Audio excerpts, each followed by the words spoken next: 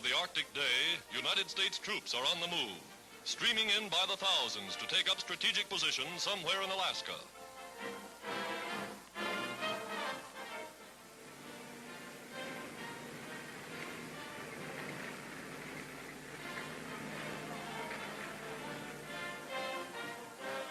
Battling nature high in mountain snows, gun crews take command of every pass and approach by land. Alaskan Flying Tigers, commanded by the son of China's famous General Chennault, are constantly on the alert. Taking to their ships, ready for instant action, they're playing an important role in keeping the Japs from American soil.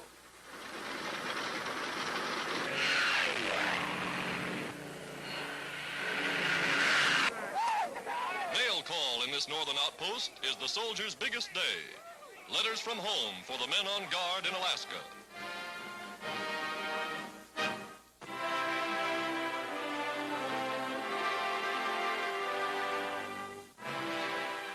In one of the greatest religious demonstrations ever held in America, 120,000 people assemble in Chicago's great soldier field to pray for the nation's armed forces.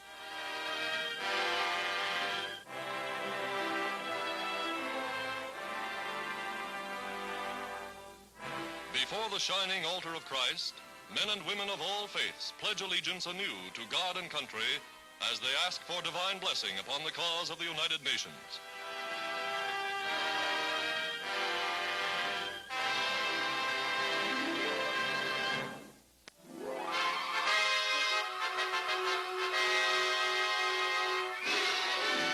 Flying over jungle country, Army troop transports of the Panama Canal Defense Force practice the tactics they'll use in actual warfare. Paratroopers, as they call these modern infantrymen, perfecting the technique of attack from the air.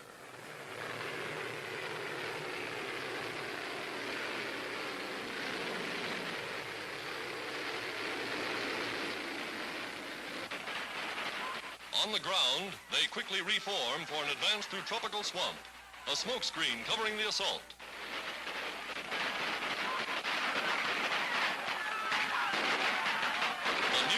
United States Army, prepared for action on any front.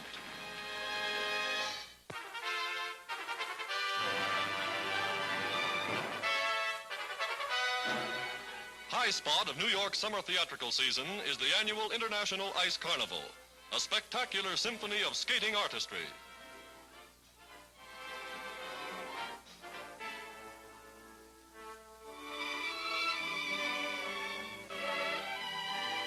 Climax of the pageant is the Parade of Champions. A sensation at 18, Donna Atwood.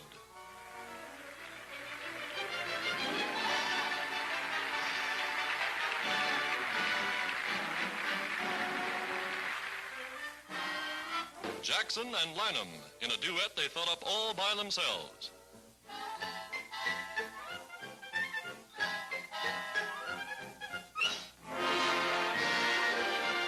Patriotic finale.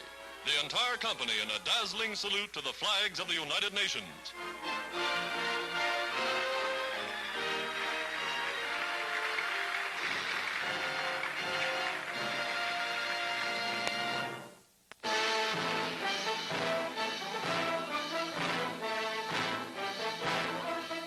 Trains of troops and equipment moving by truck and by rail to a port of embarkation. First leg of the long journey to Australia. Giant ocean liners, now converted into grim gray transports, take aboard their wartime cargoes. Food, supplies, ammunition. Then come the soldiers. More soldiers going abroad since America entered the conflict than were sent overseas during the entire First World War.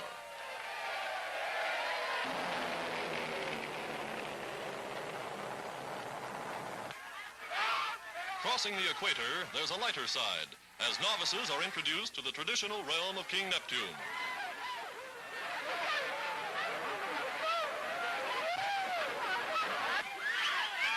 Boxing matches, helping relieve the monotony of long, weary days at sea.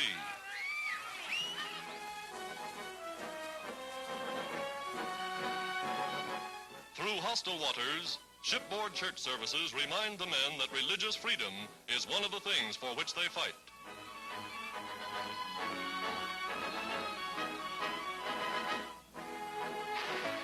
are on 24-hour watch. Constant target practice is the order of the day. Safe in port. Reinforcements for offensive in the Pacific.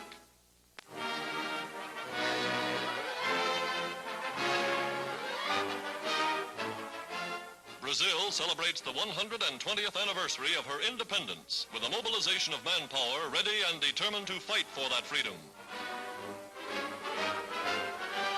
From the palace, President Getulio Vargas reviews the popular demonstration.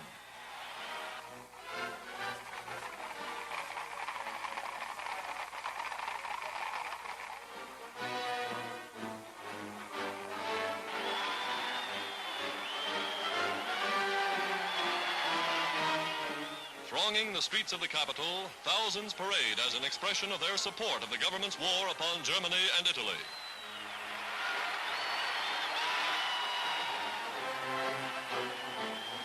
Dramatic, too, is the gesture of Argentina's former president, General Justo. An old friend of President Vargas, he came to place his sword in the service of Brazil.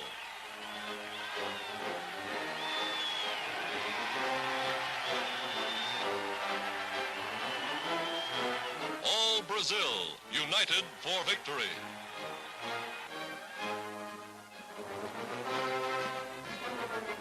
Throughout Rio de Janeiro, piles of old scrap and junk appear in response to the government's appeal for vital war metals. Everyone, even the youngest, responds with patriotic fervor. Hundreds of tons of much-needed scrap are collected to be converted into modern tanks and ships and guns. Guns for victory. For democracy and justice. In the United States, crack divisions of regular troops stage a spectacular review in honor of Brazil, their newest ally.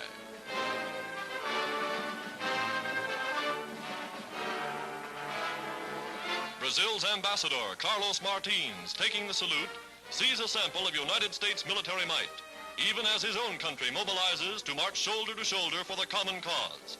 Here is symbolized the bond between two great American nations. Now, as in the last war, brothers in arms.